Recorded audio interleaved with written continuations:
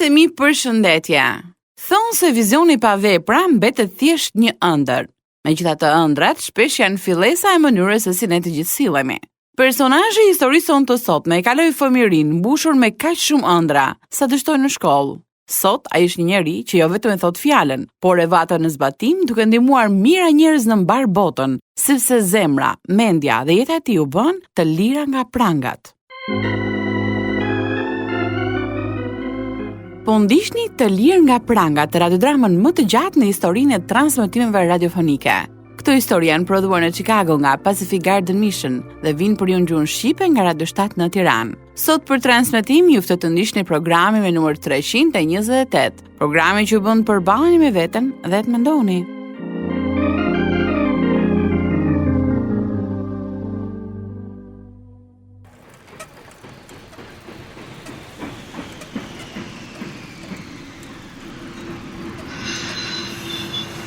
Largohuni nga shina, largohuni, çfarë bëni kështu?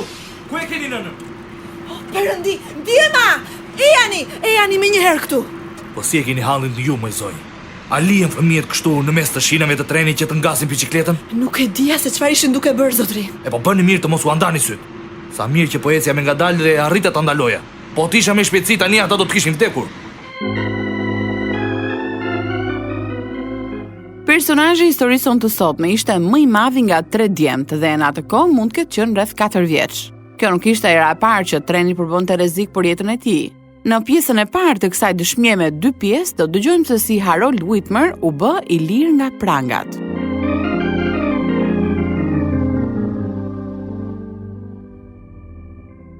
Kam lindur në vitin 1936 në Strainstown të Pensilvanisë. Nëna dhe babai u rritën në New York dhe kur u shpërngulëm sërish atje lindi vëllai. Ne jetonim në një shtëpi të vogël të bardhë pranë linjës kryesore hekurëdhore. Biçikletat ishin dhurat për Krishtlindje dhe atë ditë vendosëm t'i përdornim mbi shinat e trenit. Kur babai e mori vesh se ç'kishte ndodhur, nuk u ndjea as pak mirë. O si lejove fëmijët të shkonin mbi shinat e trenit? Nuk dija gjë fare, Redi. Ata të ikin nga syt pa e kuptuar. Po ti duhet kujdesesh për ta. Prandaj e nëna e tyre. Isha duke ushqyer djalin e vogël. E po e shikon çfarë mund të kishte ndodhur? Nuk do të jetojmë më pranë linjës hekurëdhore. Ne nuk kemi para mjaftueshëm për të shpërngulur. E as për të qëndruar nuk i kemi mundësit. Do të gjejmë një vend tjetër. E vetmja shtëpi që disponoi në atë kohë gjendej pranë stacionit të trenit, në mes të një kompleksi. Ishte viti 1940. Edhe vendi sapo kishte lënë pas periudhën e depresionit të madh. Kur filloi lufta në Pearl Harbor, Imat nuk u thirr për të luftuar, sepse kishte shumë fëmijë për të mbajtur. Megjithëse isha 7 vjeç në vitin 1943, ende nuk e kisha filluar shkollën. Mendoj se ka ardhur koha që Haroldi të fillojë shkollën. Po bra, duhet të mësoj të lexojë dhe të shkruaj si ne. Të paktën sa ne. Po të lë ty të merresh me këtë pjesë zemër. Kam frikë se nuk do t'jem këtu. Nuk do t'jesh? Pse? Ku do të shkosh? Me sa duket shumë shpejt do të më thërrasin për të shkuar në luftë. Ndaj do t'jesh ti ajo që do ta regjistroj djalin. Mendoja se nuk do të merrnin, Redi. Tani ata po i thërrasin të gjithë, edhe me të drejtë. Nuk më pëlqen ideja që do ta drejtoj familjen pa ty. Imat asnjëherë nuk u gjend në shtëpi. Edhe për nënën ka qenë shumë e vështirë. Kjo është ndryshe zemër. Jemi në luftë. Por ushtria... Nëse do të më jepet mundësia për të zgjedhur, atëherë do të kërkoj të bëhem pjesë e flotës tetare. Isha 7 vjeç kur Imat shkoi në luftë dhe ne të gjithë qam kur ai u nis. Në lagjen tonë çdo familje kishte një antar në luftë. Më në fund fillova shkollën, por isha një fëmijë ëndërrimtar. Nuk do të kisha sukses në drejtimin e arsimit. Duke qenë më i madhi nga fëmijët në një familje me 8 antar, nëna mi kishte besuar mua vëllezërit. Ajo punonte në një fabrikë që prodhonte vegla lufte, ndërkohë që për ne kujdesej halla dhe gjyshja. Isha shumë i lidhur me hallën, e cila ishte ende adoleshente. Erdhi treni, Harold. Do të afrohemi që t'ua japim ushtarëve këto sanduiç. Oh, Perëndi, ajo letra sapo ra në një pellgu dhe po largohet. Harold, shko merre dhe masill. Nxito. Po, halla. Shumica e pasagjerëve në tren ishin ushtarë që po udhtonin për të dalë jashtë vendit. Ata i hidhnin letrat që kishin shkruar nga dritaret e trenit. në mënyrë që njerëzit t'i postonin dhe të afërmit të mund t'i takonin në portin detar. Ajo letër që unë nxora nga uji ishte njohur aq shumë, sa ishte thuajse e pamundur të lexojë adresën dhe atë që ishte shkruar brenda saj. Me shumë kujdes Halla e rishikoi sërish adresën dhe letrën. Përshëndetje, Mary. Si janë sjellë fëmijët sot? Ata sillen gjithmonë mirë, por mësuesja e Haroldit thotë se ai është shumë ndërrimtar dhe ka mundësi që ta përsërisë sërish vitin shkollor. Në mëngjes do të flas vetë me djalin. Tani jam shumë e lodhur edhe dua të fle. Fillimisht dua të tregoj diçka. Një letër? Për kë është? Një ushtar e hodhi nga treni por u njom dhe e rishkrova. Brenda lash edhe një shënim për bashkëshorten e tij duke treguar se letra është shkruar për së dyti. Bëra mirë thua? Shumë mirë, Mary. Ke bërë gjën e duhur. Dua të bëj diçka për t'i ndihmuar ushtarët. Dua të them, ne përgatisim sanduiçe për ta, por ajo për të cilën ata shqetësohen është familja.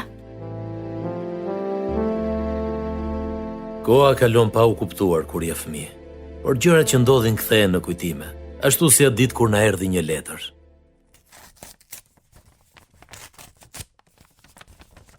Kush e ka dërguar letrën, Mary? Nuk e di. Oh, e mban mend letrën e atij ushtari që rishkrova pasi ra në ujë? Jo edhe aq, sepse ka kaluar shumë kohë. Në fakt kanë kaluar më shumë se 6 muaj. Kjo letër është nga bashkëshortja e tij që thotë: "Ju falenderoj që morët kohë dhe u kujdesët që ta shkruani sërish letrën e tim shoqi. Fal asaj që ju bët, unë munda të kaloja 2 ditë me të në portin detar para se të nisej me anije në Europë." Sa e sjellshme që nga. Oh, gjithashtu thotë: "Sapo më kanë informuar se im shoq është vrarë në plazhin Omaha. Ju falenderoj shumë që më dhat mundësinë të kaloja kohë me të." Ne qam të gjithë, megjithse nuk e kuptonim sa e rënd ishte humbja. Ende isha një nxënës që ndëronte pafund dhe ngela sërish në klasën e dytë. Më pas nuk ngela më. Kur lufta mbaroi, i matu u kthye në shtëpi. Kishte qenë 3 vjet larg shtëpisë. Ati nuk i pëlqente të fliste shumë për kohën që kishte kaluar në luftë. Dëshira e tij ishte të vazhdonte përpara dhe të ndërtonte një jetë të re me familjen. Megjithse punonte në një kompani kablosh dhe telash në New York, ai bleu një fermë në Glen Rock. Isha 12 vjeç kur u shpërngulëm atje.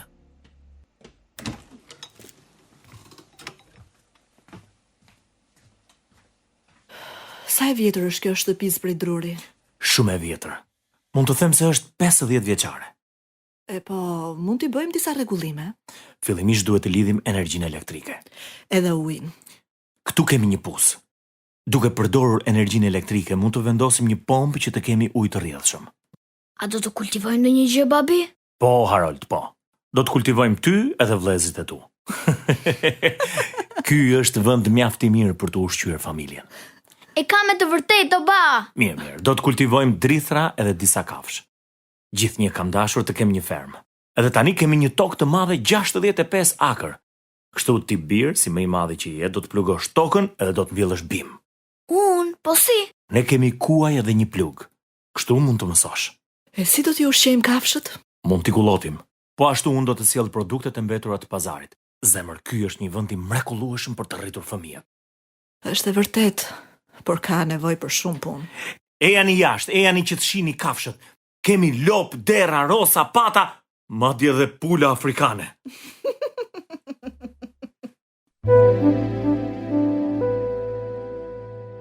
Ndërkohë që kujdesesha për të gjitha kafshët, edhe pse i vogël, unë mësova të përballesha e të kapërceja pengesa të ndryshme.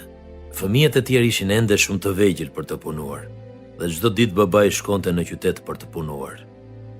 Ashtu siç tha në fillim, ai bëri shumë rregullime në shtëpizën prej druri, derisa kishim ujë të nxehtë të rrjedhshëm dhe energji elektrike. Ai madje siguroi një larsë rrobash për nënën, por unë dhe vllai punonim ende me kuajt. Një ditë kur ne po zhvishnim kallinjtë e misrit duke i hedhur më pas në karro, më lindi një ide. Le të bëj një film. Një film? I kemi kuajt dhe karron, njësoj si karrocët në filma. Mund të bëjmë të njëjtën gjë si njerëzit në televizor. Po pra, le të bëjmë gjëra sikur kemi dalë në fush dhe sikur disa kriminal po na ndjekin. Shiko, në film kuajt janë gjithnjë duke vrapuar. Ne mund t'i rrajmë kriminalët. Kështu do të jetë më e bukur. Po, mund t'i rrajmë ndërkohë që ata përpiqen t'ia mbathin. Si thua? Shumë mirë, dhe do t'ju vihemi nga pas. Gati? Fillojmë.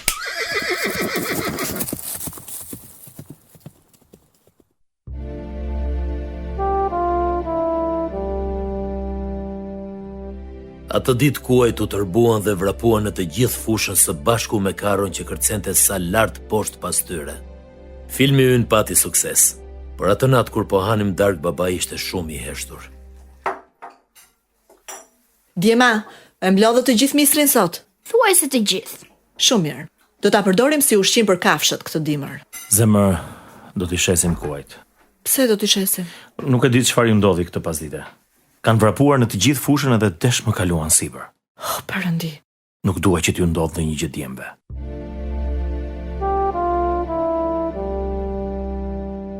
Unë dhe im vëlla pam njëri tjetrin dhe kuptuam që filmin nuk kishte pasur sukses. Babai shiti kuajt, por më pas bleu një traktor, një plug dhe një kultivator. Traktori kishte drita, kështu ne mund të punonim edhe natën dhe e përfundonim punën më shpejt.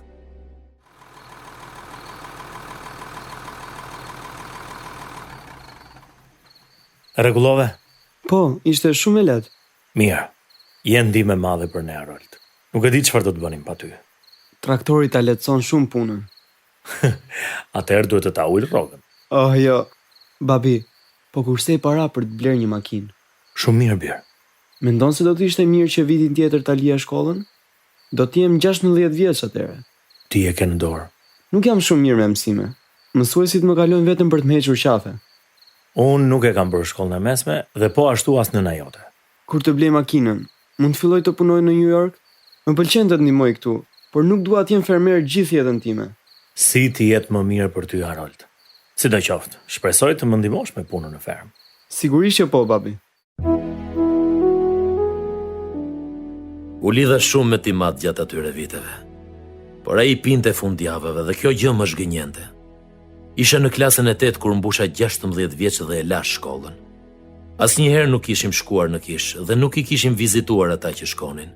Unë kisha shumë pyetje për jetën. Një natë isha ulur në verandë dhe po shikoja yjet kur zemra ime i thirri Perëndis. Nëse ti Zoti je atje lart, do të doja shumë të njihja. Një natë po çoja në qytet disa djem të fermave pranë për të parë një film. Filmi fliste për një njeri jeta e të cilit ndryshoi në momentin që ai dëgjoi ungjillin e Jezus Krishtit.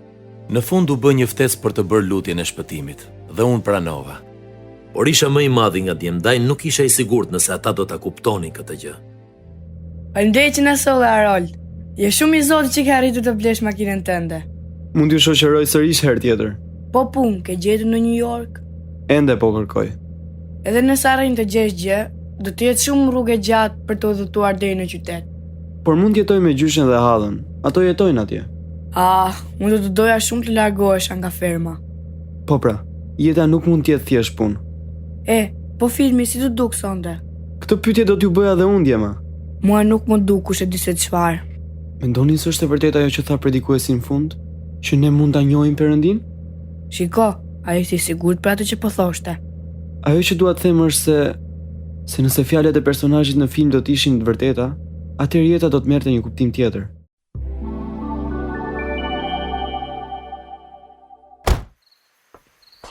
Të pëlqeu filmi Bir? Më pëlqeu. Ku është babi? Është shtrirë për të fjetur. Mami, a beson ti në Zot? Mendoj se thellë brenda zemrës të gjithë besojnë. Atëherë si është e mundur që nuk kemi shkuar asnjëherë në kish? Sepse kemi qenë të zënë me ju fëmijët edhe duke përgatitur ushqimin. E mban mend atë pikturën që gjyshja ka në mur? Atë që tregon Jezusin duke trokitur në një derë. Po, e mbaj mend. Kam vënë në re që tek dera nuk ka dorez dhe kam pyetur një herë gjyshen për këtë. Më ka thënë se ajo është dera e zemrës sonë, të cilën duhet ta hapim sepse është e mbyllur nga brenda. Jam e sigurt që gjyshja jote e ka thënë këtë. Ajo gjithnjë ka besuar në Zot. A ju ka çuar ndonjëherë në takimet që besimtarët organizonin? Na ka çuar gjithnjë. Kur isha i vogël, ti dhe babi shkonit në punë. Kështu që ajo më merrte me vete në takim. Më pëlqente grupi muzikor, por nuk e kuptoja për çfarë flisnin. As unë nuk e kuptoja, Bir. Mami, mendon se është e mundur të njohësh Perëndin? Nuk e di. Askush nuk i kishte përgjigjet në lidhje me Perëndin. Disa ditë më pas po udhtoja me makinë në qytet për të shkuar në sheshin e patinazhit dhe kalova pranë një kishe. Kisha kaluar shumë herë pranë saj dhe kisha dëgjuar muzikën që luanin. Kisha një bindje të fortë që brenda saj mund të gjeja përgjigje në lutjes time, natën që kisha thirrur Perëndin. U futa brenda dhe ula në fund. Kisha ishte plot me njerëz.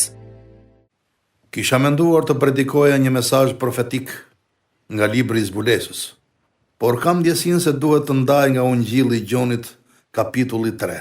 Hapeni Biblën te ky kapitull.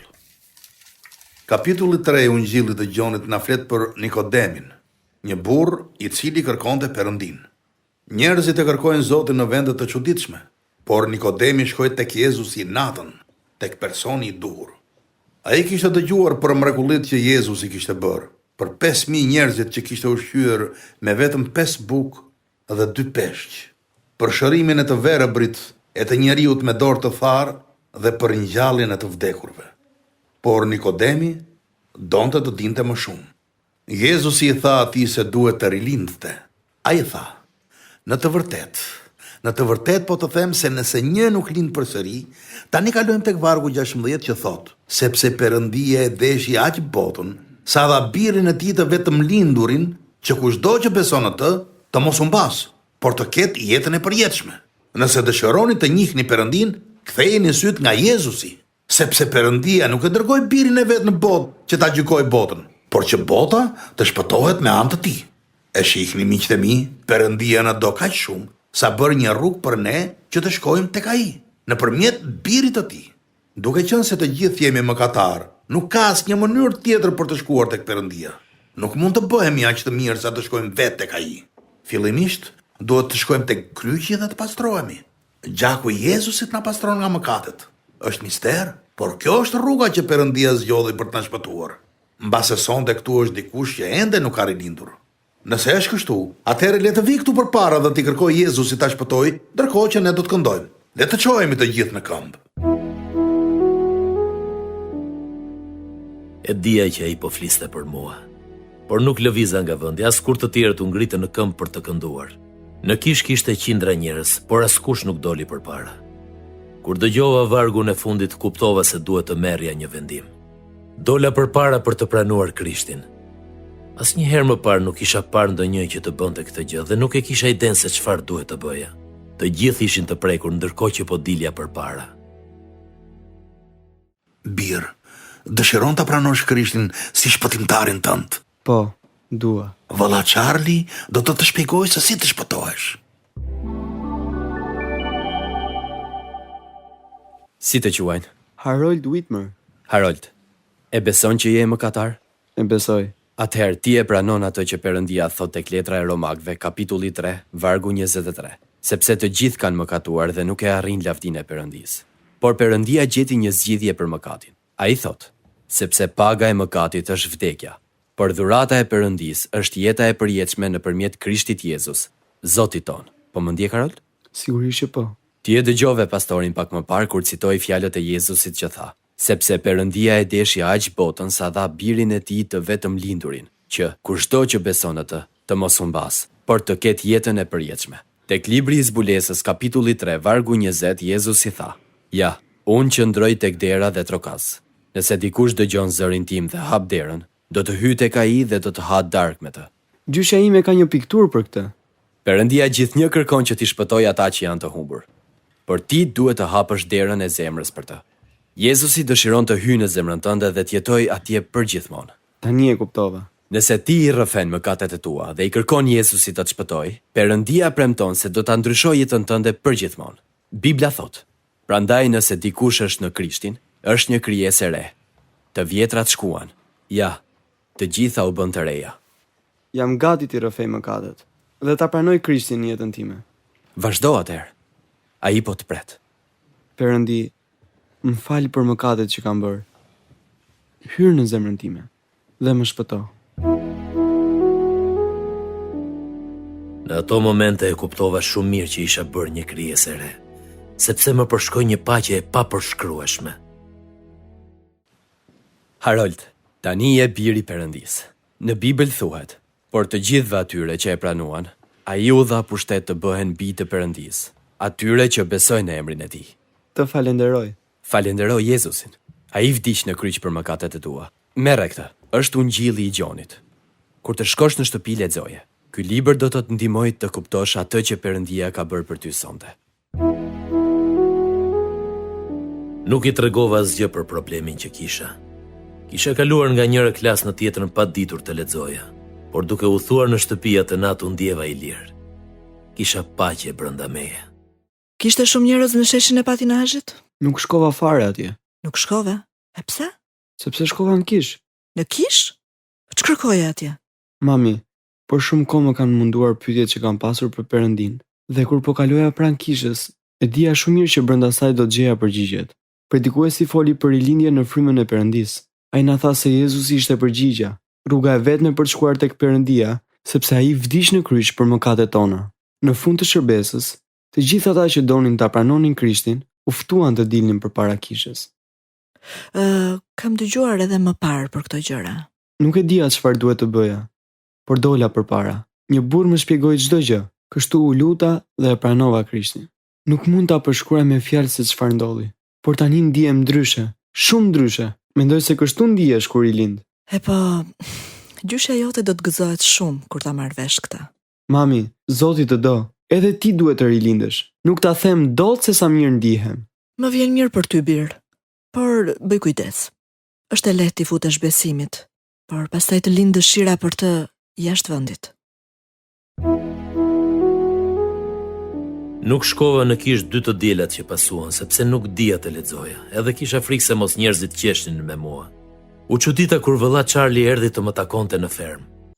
Na ke munguar në Kish, Harold. Unë kam pasur shumë punë në fermë. Bir, ti ke nevojë të dëgjosh nga fjala e Perëndisë. Bibla thot: besimi pra vjen nga dëgjimi, dhe dëgjimi vjen nga fjala e Perëndisë. Ke të drejtë. Gjithashtu është e rëndësishme të jetosh në vëllazëri me besimtar të tjerë. Ndryshe besimi yt do dobësohet dhe djalli do të fitojë terren në jetën tënde. Shumë e vërtet. Ne kemi aktivitete për të rinjtë e moshës tënde. Mendoj se do të kaloje një kohë të këndshme me ta. Jam i sigurt që po. Por më kryesorja është të studiosh fjalën e Perëndisë. Bibla thot: fjala jote është një llampë në këmbën time dhe një dritë në shtegun tim. E tillë është. E ke lexuar Ungjillin e Gjonit që të kam dhënë? Ende jo. Po pse? Po ja, kam qenë i zënë. Bir, ti ja ke dorëzuar jetën Jezus Krishtit dhe ke nevojë ta vësh në jetë zotimin që ke marrë. Mëso për dashurinë e Perëndisë, se çfarë ka bërë ai në kryq për ty, dhe se si mund të ta ndryshojë jetën që ktheje tutje. Fjala e Perëndisë është një udhërrëfyes për jetën. Lexoje dhe eja në Kish të dielën. Mirë, është e rëndësishme. Të jap fjalën që do të vi. Më vinte turp t'i tregoja vëlla Charlit se nuk dija të lexoja, por kuptova se ai kishte të drejtë. Kështu të dielën shkova në Kish, duke qenë se nuk njihej askënd, ula mes disa të rinjve. Gjatë shërbesës pastori na kërkoi të ngriheshim në këmbë për të lexuar një pasazh nga Bibla. Dashuri të madhe na ka dhënë Ati që të quhemi bijtë e Perëndisë. Prandaj bota nuk na njeh, sepse nuk e ka njohur atë. Të dashur, tani jemi bijtë e Perëndisë dhe ende nuk është shfaqur se ç'do të jemi. Por dim se kur të shfaqet ai, do të jemi të ngjashëm me të, sepse do ta shohim se si është.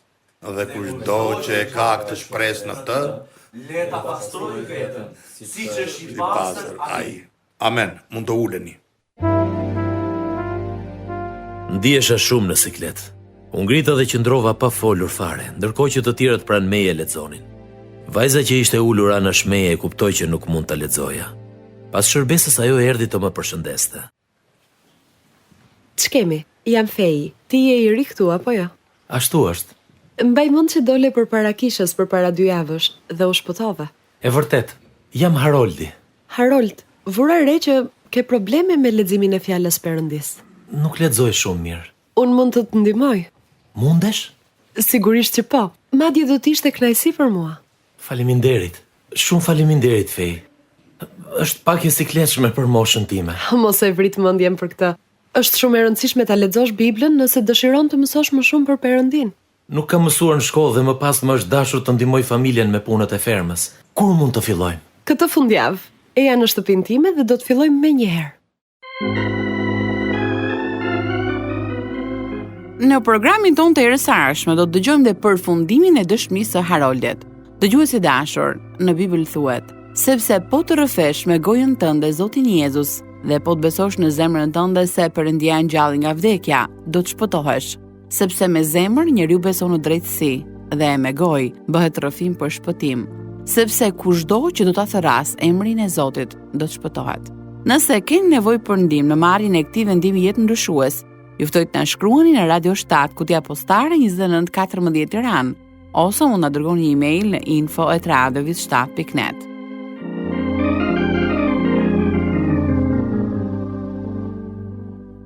Nëse këto dëshmi kanë ndryshuar botë kuptimin tuaj, atëherë do të ndihmojnë edhe shumë të tjerë.